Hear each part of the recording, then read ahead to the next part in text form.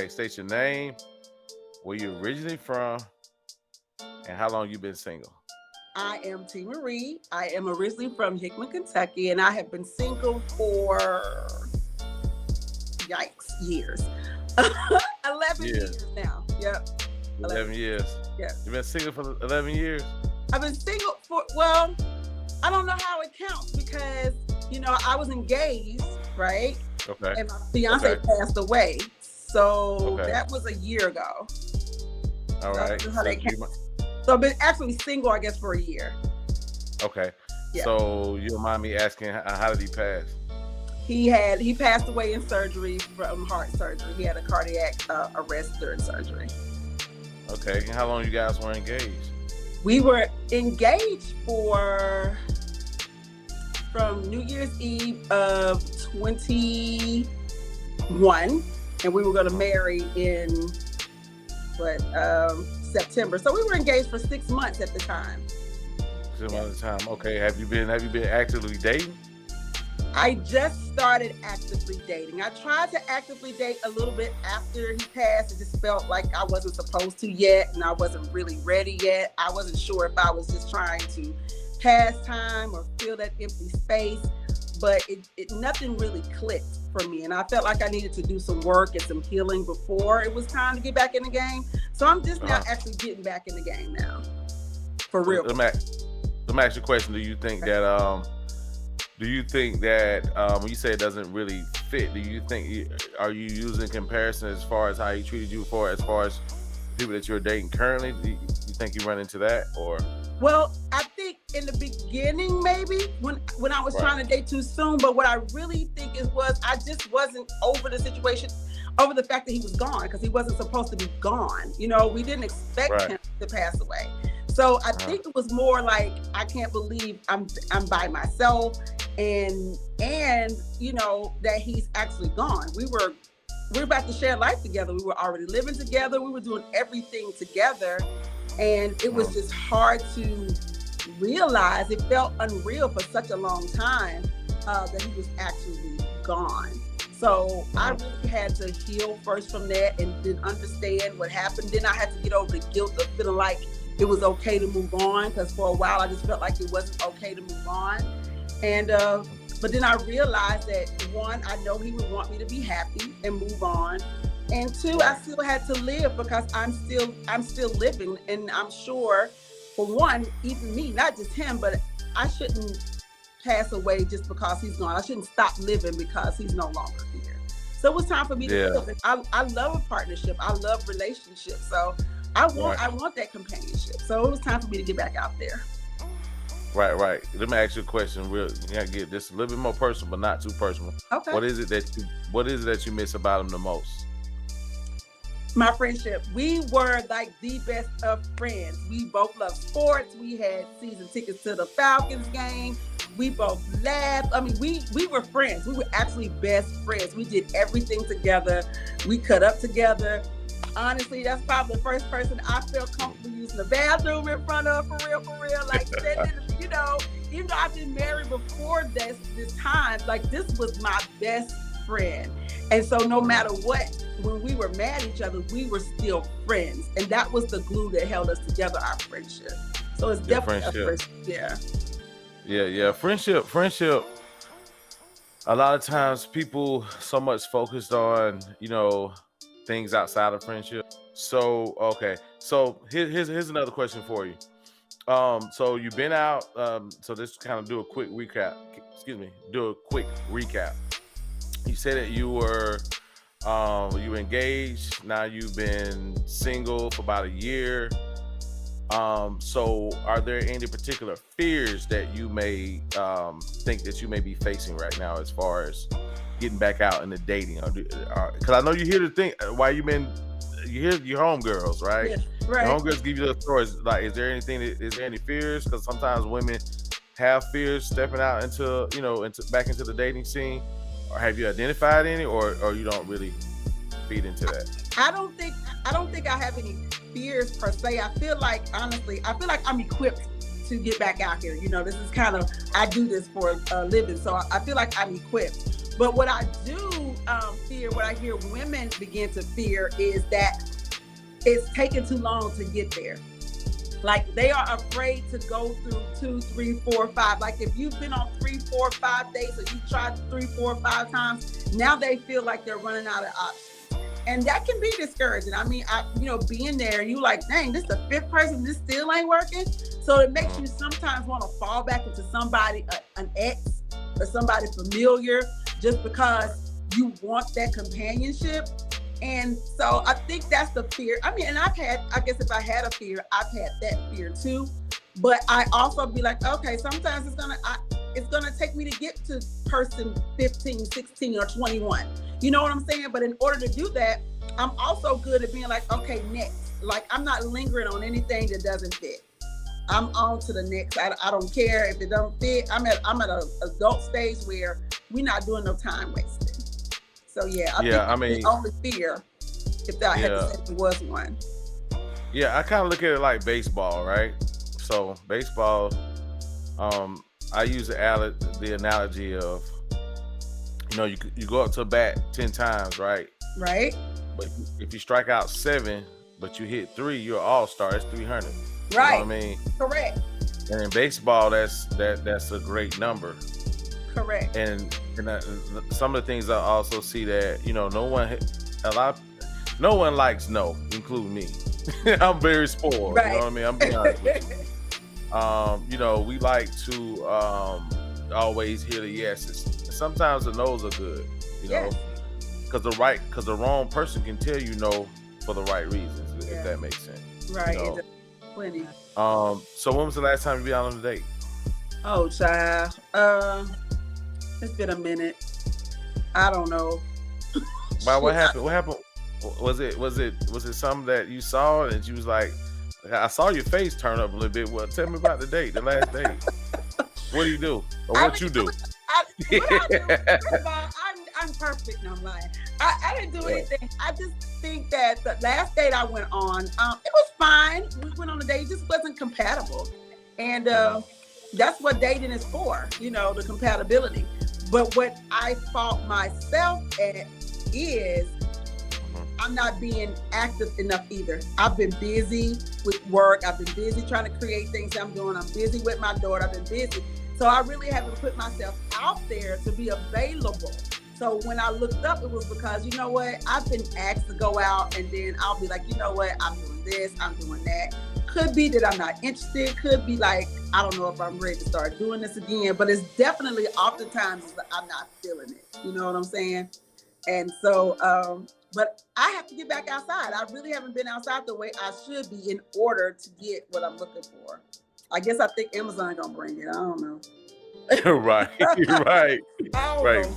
Yeah. But you don't know, sometimes Amazon be late. They say you'll get it tomorrow. It may not come for another couple of days. So you might need to get out there before Amazon. You might need to go to the post office. Exactly. Hey, you might as well go to the post office like you used to do back in the day and get your packages. You know what I mean? Yeah, but you definitely got to get outside. I think in order to date successfully, you have to be on purpose about dating, which means if that's something that you want to do and you're looking for companionship, you have to get outside and start looking for companionship. And women don't want to be like looking for anything, but you definitely have to make yourself available. And women be like, oh, I'm not shooting my shot, or oh, I'm not doing this first. I have two different, I have a little bit of a sway on that about putting yourself out there. I think you definitely should put yourself in the path of a person that you're interested in, but you don't go chasing. Like, I'm gonna throw you some hints like, hey, what's up? You ain't talking to me, you ain't calling me. After 2 or 3 times, probably 2. If you don't catch it, you don't ask me out, then that's good, because men go for what they want. If you want me, you're gonna let me know. I'm not gonna have to keep guessing. You're gonna let me know. Right. I heard you earlier say about giving guys opportunity to show their interest, right? Mm-hmm. How much grace do you give a guy while you're dating, as far as you like him, but it's not really it's clicking, but you feel like you need more, right? Meaning that, sometimes we're not going to hit all the marks while we're dating. Mm-hmm. Like, I think women sometimes, look, I'm going to say this. I, one of the things that I've noticed, right, when guys meet women, right, they automatically think a man knows how to treat them, Correct. Yeah. right? Yeah. So when they don't, a lot of women say, well, you should know this or he should know that. Right. Unfortunately, we don't. Correct. Right? Yes. So how much grace do you typically do? Are you a fight or flight? And when I mean fight, not just stay for no BS, right? Right. But how much grace do you typically show a guy like? What's your process? It's gonna depend, honestly, on if he has the character traits that I'm looking for. That's gonna be my basis. Do we believe the same? Are we friends? Are you open to conversation? Like whatever my base for character traits you need, if you have those, then the other things are can be worked out. Because a person that has like a thoughtful character trait or somebody who considers others or accountability, that's easy to work on the other things with, because I can say, hey, so I don't like this or I don't like that, or, this could be different. We can have that conversation. And if you like me, then we adjust. You adjust, I adjust. But you have to understand, or we all have to understand, that there are some adjustments because we're people, right? We have our flaws and we don't know everything. So I think the part is going to be, for me, is definitely based off the character traits. If you have the right character traits and we have like a friendship, type of situation, we're clicking, then everything else can be worked out, because that's just conversation. And as long as you're open to have a conversation and being accountable, and I'm open to being accountable, everything else can be worked out. So I have a little bit of grace period, maybe, a little bit, maybe depending upon character. Maybe more than a little bit, but it's definitely gonna be based on the character. And you know what else is based on? Once I have the conversation with you, what's your action? Do you adjust or do you continue to do the same thing? So if you adjust, then cool, that means you're working on it. But if you just continue to do the same thing and we've already had the conversation, then yeah, I'm out. Because what that shows me is that no matter what I was feeling and I discussed it with you, you were set on just doing whatever and not considering how this will help me to help us, do better. So yeah. Right. So I heard you earlier say belief. Are you talking about in the area of like religion? Or Yeah, a lot of religion, the way we raise our kids. I mean, just several things that life throws at us that we do everyday life with. Those need to be discussions. You may be like, I think the kids should get whoopings, and I might be like, no, we ain't whooping the kids, And it's definitely a conversation when we have outside children. If you're coming in when you have your own children, I have mine, and now we got to discuss how we deal with each other's children. All of those things play a part in our compatibility and being able to work out a relationship. So, yeah, because it doesn't make sense for me, even religion-wise. I'm a Christian. I believe in all the holidays or whatever, right? Now, I can't get with a Muslim who don't want to do no Christmas tree and all that stuff, and I love a damn Christmas tree. Like, what is that? So now I can't have a Christmas tree because he don't want no Christmas tree? Nah, dude. Or he got to deal with a Christmas tree because I want a Christmas tree. And now he mad, he walking around with Christmas. No, I want to be with somebody where we have as many things in common as possible, because that keeps down, conflict. You know what I'm saying? So that commonality, that compatibility is really a big deal. It really plays a big part in how your relationship moves forward. Right. So, going back to the religion aspect, because, suppose he respects what you believe in, let you go to church, or not even let you go to church, but I'm gonna use a better word. Right. What if he doesn't really have an issue with what you believe in, and he gives you everything, but he's not a Christian? Would you date a guy that's a non-Christian but at all the other boxes checked? It would definitely be hard for me. No lie. Why? I'm gonna ask you a question. Why is that hard? Because I want us the spiritual part of us is very important too. Sharing that common spirituality is important.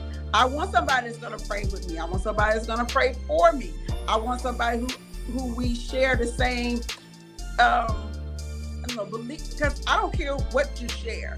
Right, when it comes to it, but I just think it should be in common, right? I guess I'm not gonna say no, but I will Okay. say it's definitely a challenge for me because Okay. my relationship with God and my spirituality is important to me. Uh-huh. And so that Uh-huh. needs to be something that we share or at least have a conversation about. Yeah, yeah, because I would just say this. These are some of the things I hear. Um, you know, sometimes like spirituality and religion, in a lot of people's eyes, they feel like you can have a spiritual experience but not have a religious experience, right? Uh, So we pray to the same God, mm-hmm, right? We one creator. So there is a type of, just playing devil's advocate, there's a type of um there's this thing where some people can have what they call a higher conscience and a higher relationship with God as well, but don't have the religion.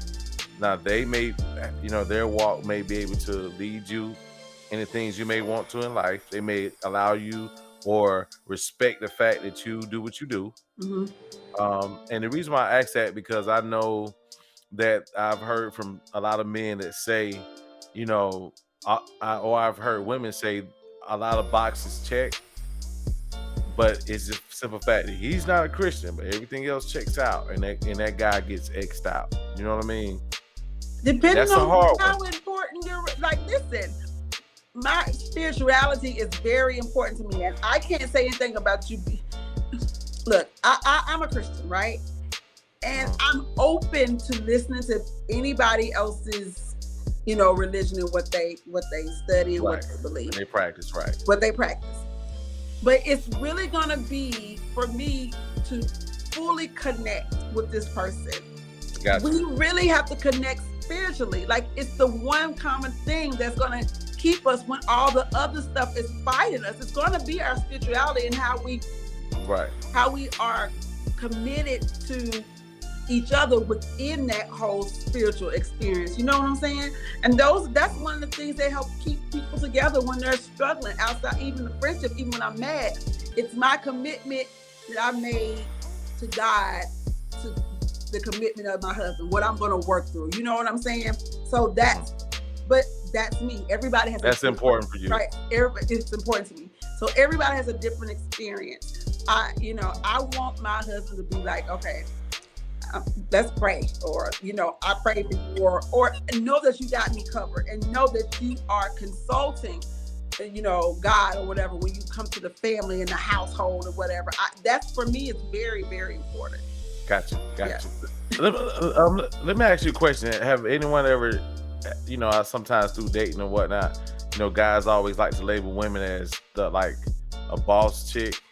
Have you ever been put into that position before? Have someone ever came to you and said, hey, based upon what I see, I don't think you need me, or I think you may be an issue that have you ever ran into situations like that before? Or? Yeah, I actually hate when I hate when a man say, oh, you a boss chick or you a boss, because it makes me feel like they feel like one of two things. Oh, they can come in and not really do nothing, and I can be run the relationship and run everything, or two, that I got something and they can just kind of hang on to that, like whatever I'm doing, and latch on to that. I don't like that. I am a boss in my own space, but I'm also a woman who needs the companionship and the leadership and the comforting of a man, and the covering and the protection. I need those things. And so when a man comes to me talking about a boss, it makes me feel like, oh, he waiting for me to be the protector. Because I've been in a situation where I felt like I had the more of the leadership or the masculine role, and I was the protector and I was the decision maker. And I don't like that, because it keeps me in that masculine energy, because you're not allowing me to be soft or vulnerable or protected. So yeah, I hate when somebody says something about me being a boss chick. I don't like that label. So let me get you. So somebody ask you a question. If you were to sit next to a man and you would give him an advice about that particular thing, what would you say? Because here's the thing. I always hear women say, men say, again, you don't need me. You got it already. So if you ran across that man, you was giving him some advice, what would you say to him in order for him to understand that you may need him? Okay, so first of all, me having it already doesn't have anything to do with you. Me having it already is a survival tactic. I have to have what I can't wait for you to come for me to have what I need, right? So that really doesn't have anything to do with you. But what you can do is I can add to that. I can pull off some of that pressure that you have trying to get everything done, trying to get stuff done around the house, trying to get your oil changed. I don't want to be doing all of that. Those are things that I need you for, getting the grass, making my life easier. So what I can do is be more whatever it is that you need. The less I have to do, right, the more I'm available to you. And that's what men need to understand. So when you come in, even if that woman's got everything, that doesn't mean that's where she wants to be. That means that's where she's had to be. And she's not supposed to wait for you to get the things that she wants. She don't know when you're coming. You know what I'm saying? So when you come to a woman and she has everything, what she needs you to do is take stuff off of her plate so that she can be the woman that you need. Because if I have to continue to do everything, I'm not going to be able to be who you need me to be, in the relationship. Right. Okay, so moving on, let me ask you a question. Okay, you have potential and you have dreams, right? Mm-hmm. How do you determine a man has potential to do the things he says? Or if it's a dream, or is it? How do you determine that? How can you determine what's real? The actions that he's putting toward getting to that thing. It's always going to be your actions. What you can tell me your dreams, and you can tell me I can see the potential, and you can tell me your dreams. What's going to make me, fall suit or follow you or believe in you is what actions are you taking to get there, realistically, and thinking realistically about what you are dreaming about. I love the fact that everybody believes they can do anything they want to be, right? But let's just be real. That is absolutely not true. You can be anything that you're capable of being. You know what I'm saying? What you have the capacity to do, what you have the talent to do. And so we need to be more specific when you be like, you can do anything. No, you can't do anything. But there are things that's in you that you can do, or whatever you have the capacity to do, you can definitely do that. I need to see what actions you are taking toward doing that, right? I don't need no 45-year-old person come talk about they want to be a rapper or none of that stuff. I'm not prepared to do that. I don't have time for that. I ain't fooling with that. You know what I'm saying? I don't. Sir, no. You know what I'm saying? We're not doing that today. Right. If you want to start this business, or even if you decide, you know what, babe, I want to be a pilot. All right. So if you want to be a pilot, go take the lessons. Let me see what you got. You know what I'm saying? Let's see what you got. Because I don't want to kill your dreams, especially something that's going to make you happy. So let's just see what you're talking about. Well, putting out an album for the first time at 45 might make them happy. So what about that? Sir, I'm not going to be able to, I'm not going to be involved. I'm not going to be able to wait on that. That's going to be somebody else's. I'm a good backup singer. No, be a good backup singer. No, not going to be able to do it, sir. I'm going to leave you alone. Not going to be able to. I'm going to see you later, okay? No, thank you. Okay, so I know you hear this a lot. Again, they always say the dating pool is dirty, right? Yep. So how would you clean the dating pool up? If you was you're the new pool keeper in town, right? You gonna come with your net. You want me to clean the pool? Okay. I want you to clean the pool. How would you clean the pool up? I can't. You know what? I don't know how to clean the pool up, but I can. Okay, let me tell you. Let's start here. Shit is everywhere. So if it's shit in the pool, it's shit in the pool. I can only take the shit out. You know what I'm talking about? It's the only thing you can do. But you still have the residue in the water. What I always say is choose different pools. You can go to the city pool, and that's going to be different than going to the country club pool or going to a different pool or a private pool. We have to start deciding where we're dating. You know what I'm saying? If we're dating in the same spaces that everybody else is dating, then yes, you're going to get a whole lot of everything. But when you're specific about what you're looking for, then the pools you choose are going to be different. The places you go are going to be different. The type of people you look for are going to be different. You know what I'm saying? So we have to be specific about what pools we're going in. There's a lot of stuff out there in the pool. It is a full-ass mess. The public pool is full of bullshit. But now you have to be exclusive about choosing a different pool because you know what's out there generally. So decide what you're looking for, and find out where those cleaner pools are going to be. Why do you think that you're single? I think that I am single because what I'm looking for is a lot harder than just in the general public. I'm going to have to be really specific in where I choose to go, right? I've decided, first of all, I had to decide when I was ready, if I was ready, and then what I was looking for. And what I'm looking for is not for real. I haven't found it, and I don't think I'm being too specific, but I haven't found it in general, quote unquote, population. I'm looking for somebody who's ready to have a family, who's ready to be in a committed relationship, who's ready to be a team, to be a team and have a teammate. I'm looking for somebody who's ready to just, do life with somebody. And there's a lot of people, even in our age group, who are just still out there floating around and haven't made that decision yet. And being in larger cities, it's harder because you have so many options and so many choices. We all do. I always say if I was back home in Kentucky, I would have been married. Even after this, I would have been, because it is not only a goal, but it's a privilege, it's an honor to have a partner and be in partnership. It's a thing that we look forward to doing. And so I think social media, TV, but definitely social media and these whole relationship concepts now have gotten us, especially in the Black community, to where we're supposed to just be out there doing all kinds of stuff all the time, and we don't understand the benefits of relationships. So I really haven't found anybody that's ready to do what I'm ready to do when it comes to relationships. And that's have one, be married, do life, and have fun. People still out there just, doing them, and I just haven't run up on that yet. So basically, you think there's an overwhelming amount of men that's still out there playing? They still out there playing. Yeah.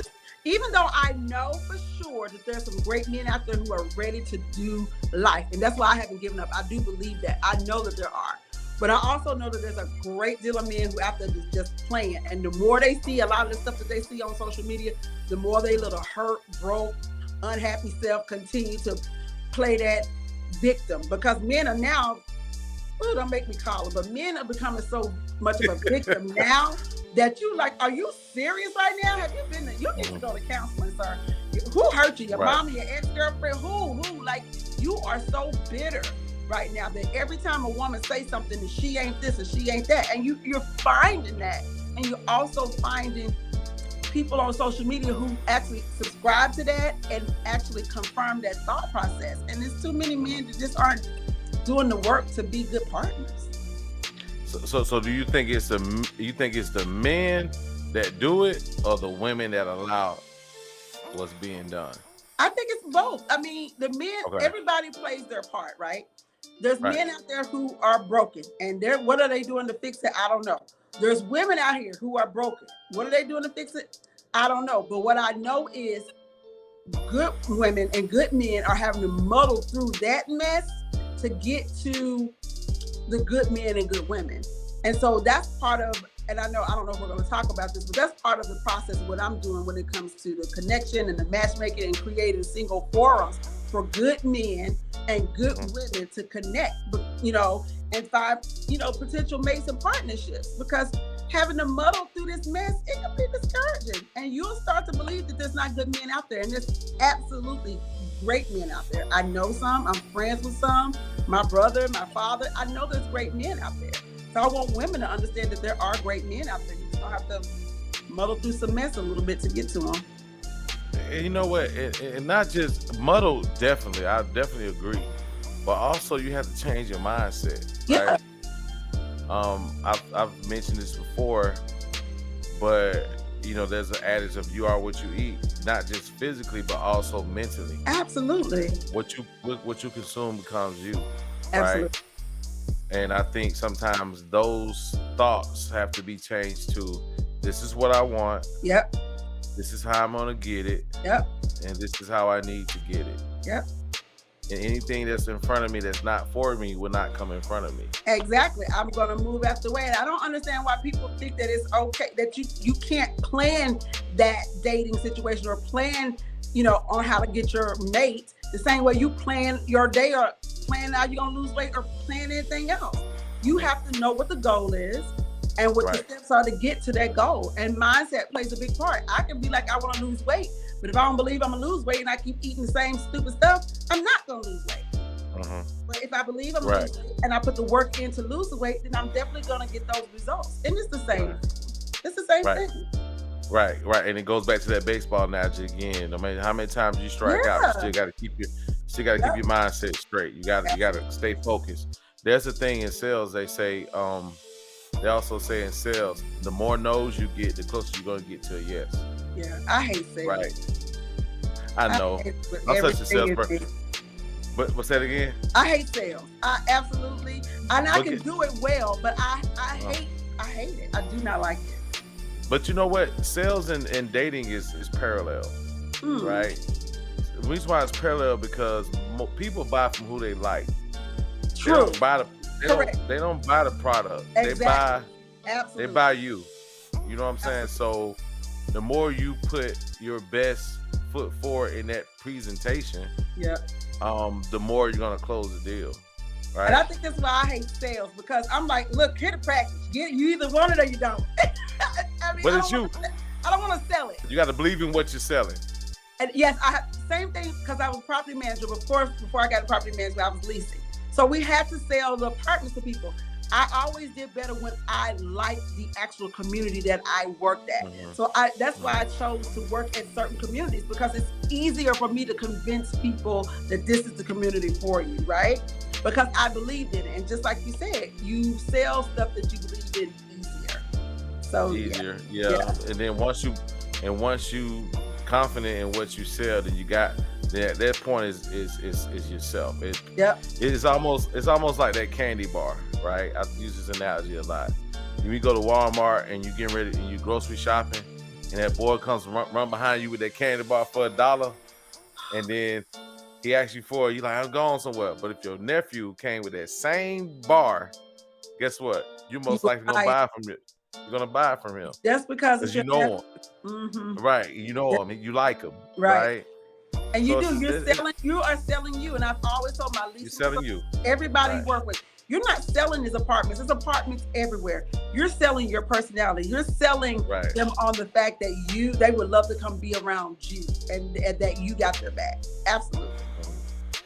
Okay, so here's the thing. Okay, so I need you to put on your advisor's hat, and I'm gonna ask you a two-part question. Okay. So, what type of advice would you give women when it comes to dating? What type of advice would you give? The first thing is know what you're looking for, and don't move from that. Be firm in what you're looking for. Don't move from that just because you meet somebody and they're looking for something different. If you're looking for some commitment, stick with that. If you're looking for something casual, stick with that. So first of all, know what you're looking for. The second thing is know your non-negotiables. What you will take, what you won't take. Those fall hand in hand. And that way you don't waste time. So that's definitely my two dating, things for advice for women. You got any more? Well, yeah. Come on, give it to me. Give it to me. No, I said it's a two-part question. So what's up? Keep going. Well, first know yourself. First of all, know yourself. Know yourself and know if you are dateable. Know what dateable looks like. Are you financially okay? Are you mentally okay? Are you physically okay? Can you take care of yourself personally? Do you need somebody to fill those voids? Because if you need somebody to fill those voids, you're going to be more apt to sticking with a person that fills those voids, no matter how they treat you. But if those voids are full and this person treats you crazy, you're like, I'm good. I don't like this. But let's just say you need money, right? And this person come in, buying and making sure you're good, but treat you like shit. You gonna stay because he got the money that you need. He providing the lifestyle that you want. But when you providing your own lifestyle and you're good and you can take care of yourself, you're not going to take as much. You're not going to take anything because this person is not giving you anything that you need. So be a solid person all the way around, physically, mentally, emotionally, financially, everything that you need to be. Just be solid. And that way you don't have to date what's just out there. You really can date what you need to have. All right. Yeah. And okay, so um women or buyers slash women beware. As part of your advice, beware of what Beware while of dating? beware of talk. People can say anything. Men can say anything, and it sounds so good. Especially when you're sitting together and they smelling good or whatever, and that's something that you want. And he cute and he fine. You like, he said. I know what he said, but what did he do? Watch Right. what he does. See how he moves. Right. So yeah, that talk is just that. It's talk. It's the sales game. Buyer beware of that lip service, because a man can say anything and they can make it sound good and let them rub on your shoulders and be in your ear. You'll be thinking, oh, he's the one. No ma'am. No ma'am, no ham, no time. So yeah. Okay, so let's move to the men. So what type of advice would you give the men? Be upfront. What type of good advice? Be real. Be real. Women, as much as y'all think women cannot take truth, we can take truth, okay? You can be honest. The problem is with men is they don't want to be honest because they still want the option to be able to do and have whatever. If you're not looking for anything, say that. It could be a woman who in her face like me, so let's get it. You know what I'm saying? It's nothing. There's somebody out there that wants the same thing as you, but don't waste a woman's time that wants a commitment and you don't want anything. So just be honest, be upfront, and be solid. Don't come correct. Don't come needing nothing either, and be emotionally solid. Like men, I'm telling you, I don't know what's going on these days, but these men are I don't want to say the word, but these men are really emotionally out of whack. And I don't know what it is and what's going on, but just be a solid dude. Be a man of your word, right? Be considerate and just be honest. Just be honest. I think that's one of the most important things you can be, is honest and solid. The same thing. Be solid in who you are. Be that. Okay. So buyers beware of men. What should men beware of when it comes to women? I almost want to say the same thing, talk, but what they should be aware of for real, right, is where she is in life. Like, okay, what do you mean? What do you mean by that? Where is she in life? Like, is she solid in the things that she needs to do? Is she providing? Is she financially good? Like, not rich, but is she financially good? Like, how is she paying her bills? Right? Like, are her bills being paid? Is she financially straight? Because men seem to think that, and it's true, like when women are struggling financially, they will see what your pocket's about. You know what I'm saying? They gonna see what you gonna do, and they will do and say and move however they need to get in your pocket. So I'm just gonna be straight up. But check the character of the woman. See how she moves, right? See what type of talk she has. See what kind of friends she has. Like, you really should see her friendship circle. Mm-hmm. If you see her friendship circle, you would know the type of person she is. If she's out in her friends clubbing and they all doing that, that's not what you're looking for. If you're looking for a solid woman, she should be about business. So check her friendship circle. Yeah, check her friendship circle. Got you. What's your age range when it comes to dating? Honestly, I've dipped a little bit, and I said 35. I did go down a little bit. I dipped a little bit, and I said 35. And nobody older than 55. And the reason why is I don't want no old acting person. No old man, nobody set in their ways. I don't want a daddy. I want a partner, right? And so I have a youthful energy, and I need somebody that's going to be able to enjoy life with me and be youthful. So 35, that's really young, but I will entertain it just to see. Like, if they have kids already and they don't want any more children and they solid in their job and they really looking for something, then, I might talk to them for a little bit just to see. A more realistic range, though, would be definitely 39 to 50.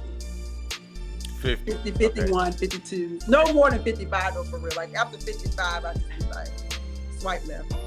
And remind us your age again. I'm sorry. Nope. Okay. Well, there it is. Nope. will not. Yeah. I will So not. it's okay. Got it. Just know I'm Got grown. it. So Okay? why not 60? 60 is Why not old. 60? What about 60 and high spirited? I'm gonna have to see. Like I'm gonna have to see. Oh man. I'm really gonna have to see. There's some 60-year-old men who look real good and take care of themselves, and so it would have to definitely be that. What does the energy count most? Is it mostly in the dating aspect or is it in the bedroom? Which one? Let's say it's both. Let's be clear. It's definitely both.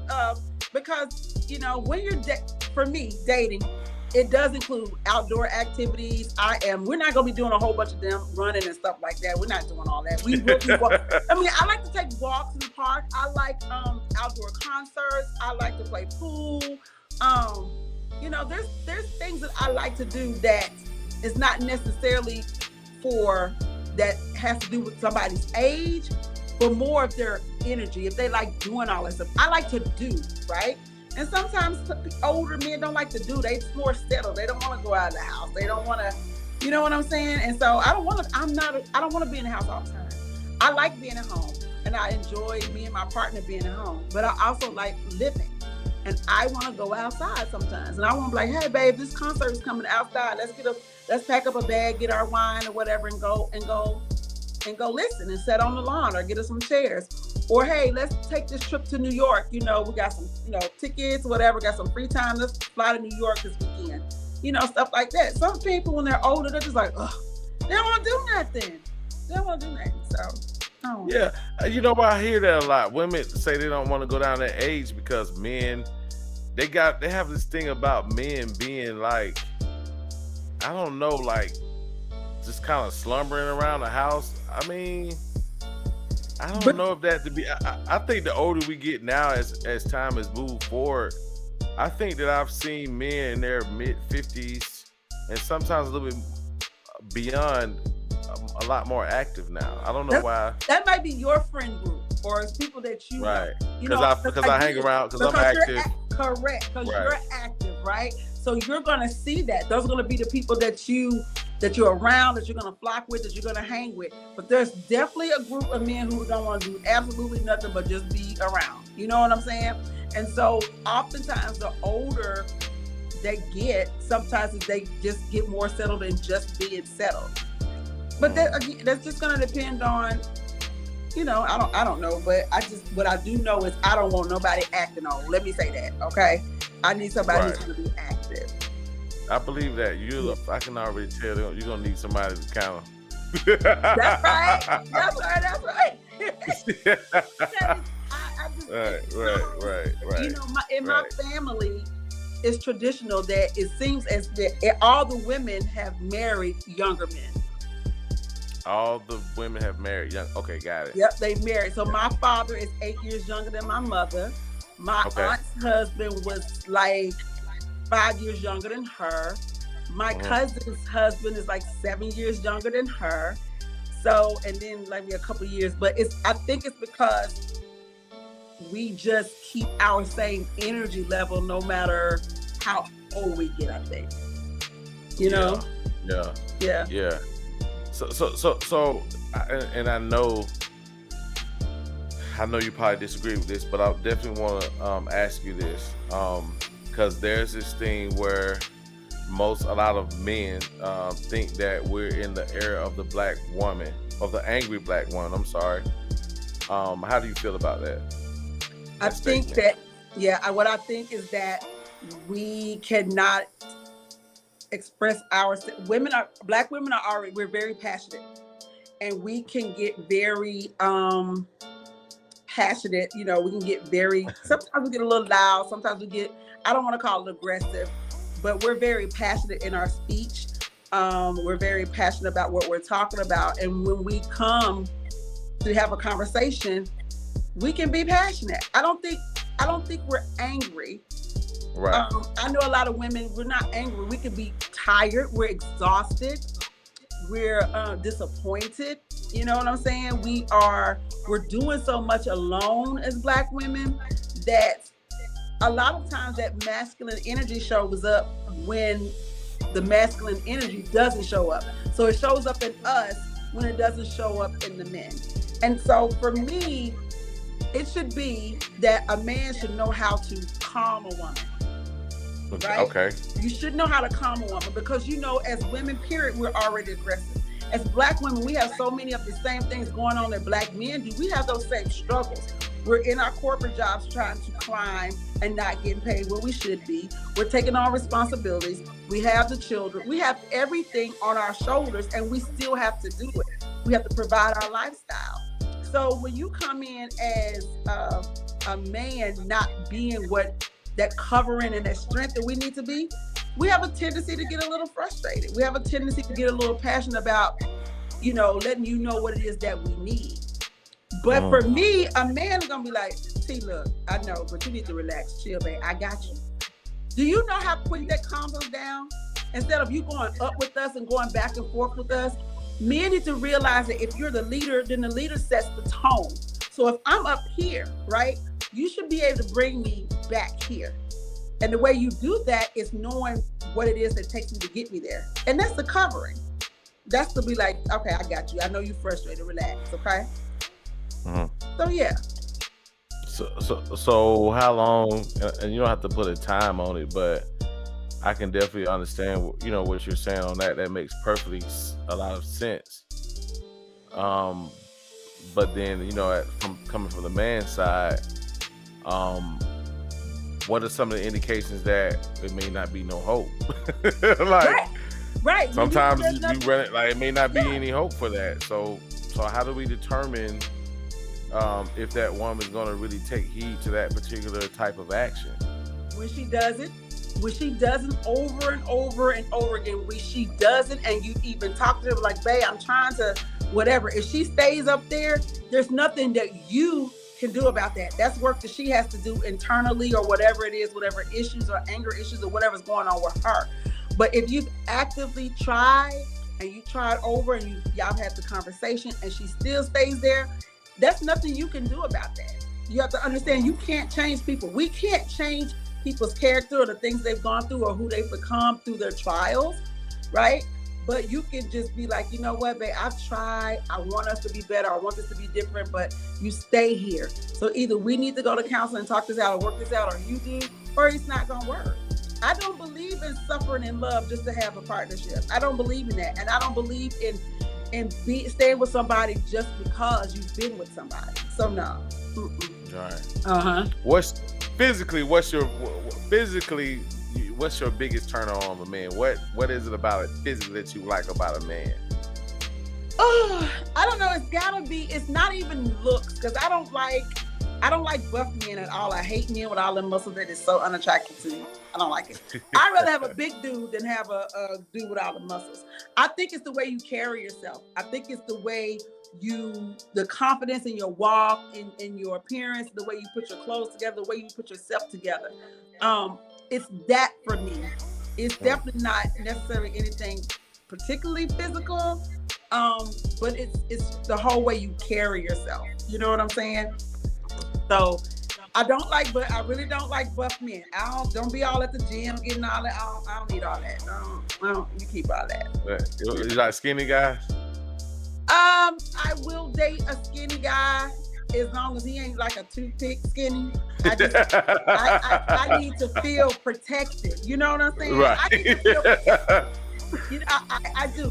Like my father is 6 foot, my brother's 6'1", my other brother's 6'1", and they're basketball build. My dad's probably built. You probably built like my father. My other brother is like basketball. So we're all athletes. I play softball. They play softball, football. So you know what I'm saying? So it's a protection thing for me. I need to feel protected because I'll fight, and I will fight. I'm 5'2", right? Honestly, I need him to be at least 5'7". I know I'm short, but you can't be almost. I mean, you can, but you're gonna have to show me you got them hands. Like something gonna happen. You got to show me something. Because I got to feel protected. My whole thing about the man in my life is the covering and protection. Because I've always covered and protected. That's kind of my MO. So I need that from my partner. I need to feel covered and protected. So a man 5'5" can't protect you. I don't know, baby. I mean, maybe he can. I don't know. I'm not saying no. I'm just saying Right. I'm I'm just gonna have to asking. see. I'm gonna have to see. But I Right. don't I rule feel out, that. you being short. But you can't be my height. My height, we're not gonna do that. I'm 5'2". We can't do that. We not doing that. So what's your favorite body part of a man? You got one part that you like. The arms, Lips, chest, legs, lips, what? lips, lips, lips, lips, Gotcha. Uh-huh. lips. I love lips. Yeah, lips Right. and your smile. Yeah, it's definitely your lips. Definitely. Lips. Right. That's a different one right there. Yeah. Okay, so let me ask you a question. In your opinion, what's a great first date? All right. So I love this question because I do have some ideas, especially when it comes to the first date. Because some people want to go eat, and that's fine. Some people, movies are horrible first dates. But I think they are the worst because you're not conversating. But a great first date is sitting down somewhere where you can have a conversation. I think coffee is a great first date. I think a glass of wine or sitting is a great first date. I think ice cream is a great first date. I think anywhere where you can actually have a conversation to find out if this person is actually interested in you is a great first date. Men are always complaining about how much money they have to spend on first dates and don't get nothing and don't like the person. You do not have to take a woman out on a first date and spend $200 on her. And if that's a requirement, that's telling you a lot about her, right? Anybody that's trying to get to know you is going to be open to sitting down, having a conversation, and getting to know more about you. Understanding that can lead to the second and third dates that they actually can get out and spend money and have a good dinner and all of that stuff. So any date where you can have a conversation is definitely a good first date. And don't go where it's loud. Don't go to concerts and all that. You cannot. That's not it. But definitely where you can have a good conversation. Yeah, you know what? I've heard this. I've heard this, and tell me what you think about this, right? Especially about the coffee. I've actually heard an argument that said a lot of women feel like they're worth more than a cup of coffee. You've heard that before? You might be to you. You know what I'm saying? You might be, but your worth has nothing to do with his pockets. That only comes into play when you are in a relationship with this person, right? And the more he sees your value, the more he does begin to spend his money on you. But his money is just like your vagina. It's not for you to just have because he got it. You know what I'm saying? So Right. I don't trip on when men are like, I'm not spending this money. You shouldn't. You be a fool to go spend $200 on a woman you don't know you like or not. For what? Yeah, For yeah. what? Yeah, it's So- like an investment. It's like an investment. Me personally, I've gotten into the mode of looking at dating as like a stock, right? Meaning that my investment, some people think that their investment on the front end should be higher, but I don't know what I'm actually buying, similar to a stock. Right. How did you know how much you want to invest? What have you learned about this stock, right? That makes you want to put that much money into it. So if you've had conversations and you've really gotten to know her, and y'all had some FaceTime and you really want to do that, that's cool. I don't have a problem with that. If you've talked to her and you've determined that, this is the stock I want to invest in, go for it. But if you're just meeting a person and you like, we haven't talked yet, I don't know much about you, you don't have to go spend that type of money just to have a conversation and find out that this ain't who I like. So it depends on the level of conversation and the things you've done prior to that first date. Right. You've been single, you've been out on dates, but as far as personal accomplishments, what are some of the personal things you've done thus far as a major accomplishment for you? I guess my biggest personal accomplishment outside of creating, I've written 2 books. I have a second book that's coming out. My first book was No More Boyfriends. The second book is called Not Just a Piece of Paper. Where can we find those? So you should be able to find No More Boyfriends on Amazon. We're about to re-release it. Not Just a Piece of Paper will be launched at the end of July. So we'll have a whole big announcement coming out about that. And it talks about my, it's such a great book. It talks about my experience in my relationship with my fiance that passed away, and not being married, and the traumas that I went through because I did not have the marriage license and we weren't married. So it's a great story. It's got some great things that a lot of women have gone through when it comes to staying in relationships and understanding that not being married is not a covering. You are not covered when you are not married. So you doing all this wife stuff, but you are not covered. And if he loves you. What do you mean? Expand on that. Well, let's talk about it. Let's just even go back into a financial. I hate to go into the whole thing, but just think about financially. We lived together. Right. When he passed away, it wasn't set up. I wasn't automatically the beneficiary because we hadn't changed it to that. We wasn't expecting that to happen. So there was no covering for the household that we were staying in. I still had to handle a lot of the bills and stuff while everybody else got to do whatever else they wanted to do, as far as of course the kids got money as they should, but there was no covering for me. So I still had to slack in my house. I still had to take up the slack in the bills that we had together, the credit cards. Like, there was so much stuff that I couldn't even get a death certificate because I wasn't his wife. But I had to handle all the bills at the end. So there's so many things that we play wife, and do all these things, but we never think about the covering that we don't have, that the piece of paper comes with. You understand what I'm saying? Right. And it's important. And it's not that he didn't want to do it, it's that we never got to it. We just wasn't expecting this to happen. We're planning our wedding. Those things just did never come to play. You know what I'm saying? So, automatically it goes to you if you're the wife. But if you're not, it has to be set up.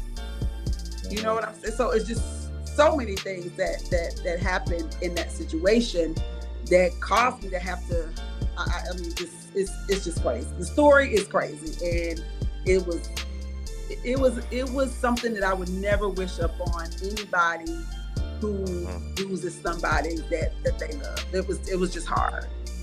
All right. All right. So the book and anything else? Yes, and then I have a wine line. It's called Tasty Wines. I'm so proud. She is how old now? 2 years old in May. We started off with Tasty Moscato. When I say we, I mean me. We started off with Tasty Moscato, and I launched it on my birthday 2 years ago. So then we followed up with Tasty Red for the holidays, which is a Merlot blend. I think you've tasted it. It is amazing. Which I've had some. It's great. And that's coming from a guy that really don't drink wine, but it's great. It is a great wine. It is a Merlot blend, so it's a good wine for people who are just starting on red, so you don't want it too dry. But it's also good for people who like dry and can tolerate a little bit of quote-unquote sweetness. And then we have the Tasty Blushes, which is what I have right here, what I'm drinking on right now. This is a Pinot. So it's like a drier, it's nowhere near as sweet as the Moscato. So if you like a drier but not too dry white, the Pinot is great for you. And we launched her New Year's Eve of this year. So now New Year's Eve of this past year. So we're in a campaign now. Again, when I say we, I speak as a company, because I do have a company, of where we are looking. There's a distributor that's looking at our product so that it will be in stores and restaurants. I have a couple of restaurants that are already interested, but the wine is amazing, and you can find it online at Tasty Wines, TASTEETEE wines.com. It's an amazing wine. And it's 50% by volume too, so it don't play no games. Yeah, you're right, cause I actually had the not the Moscato, but the white, and and I had somebody taste it, and they was just like, yeah, this right here put you down. I was like, yeah, it did. It actually had me take a nap before we did this interview. So listen. It is a wine that you actually really can relax with. It is so good, but it's not playing. It's not playing.